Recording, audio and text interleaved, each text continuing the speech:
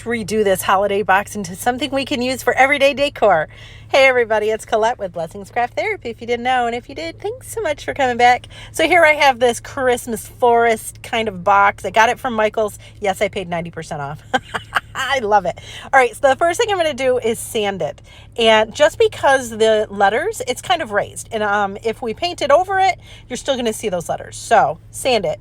Then once I sanded it, I'm just adding a multi-purpose paint, black in color, on top of that. And then you're going to let it dry. This happens to be, let me think. I think this is this a chalk paint? This actually might be a chalk paint. Never mind. I take it back. It's just a black chalk paint.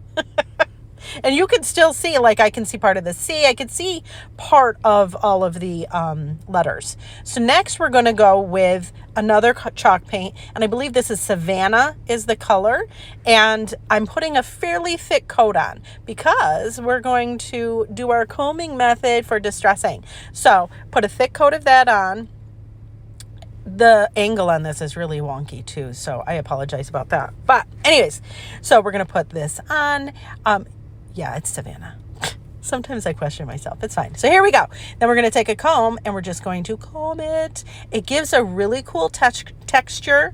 I suppose you don't have to go in a straight line. I suppose. Now you're going to let that dry really well. Once it's dried, I'm just using a Tealight, a wax Tealight that I had gotten from Dollar Tree. And I'm just going to put a few little pieces, like mark it here and there. Now keep in mind, I did this to every single side, not the inside. Then once all of that was done, I did, I think this is sheepskin. Again, it's a chalk paint and I'm just going to put a top coat on it. I'm not going to be super careful about being like perfect with it. I'm just going over it and making sure that I get somewhat coverage. But again, I'm a distressed kind of vibe, so I don't mind. I don't mind at all if it's not perfect. So then I have these stickers from Dollar Tree. There's little corner stickers.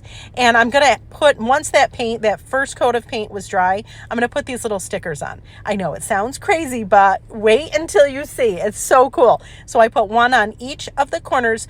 I'm not doing this on every single side. I'm only doing it on one side, like the front. And look at how cool this looks. Now once all of that's dry, then we're going to sand it. And look at how cool. This is where that combing method comes in, because now you're going to see those lines. And I did sand a little bit of those corners because now it looks like hardware, and I am so there for it. Now I know some of you are not into the distressed vibe. You could, I suppose, just paint this regularly.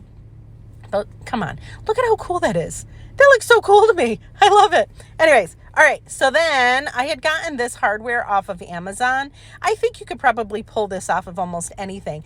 Now, I lost the footage of me attaching this, but you can use little screws or you can use little finishing nails. You just want to make sure that the nail or the screw, however you attach it, you want to make sure that it's short enough that it doesn't go all the way through.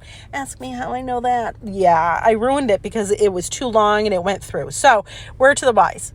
But anyways, look at how cute this is. And you know what? My daughter's going to use it for her craft show. She's going to put little chickens or whatever in it. It's going to be adorable. Anyways, friends, thank you so much for watching. And I hope this inspires you.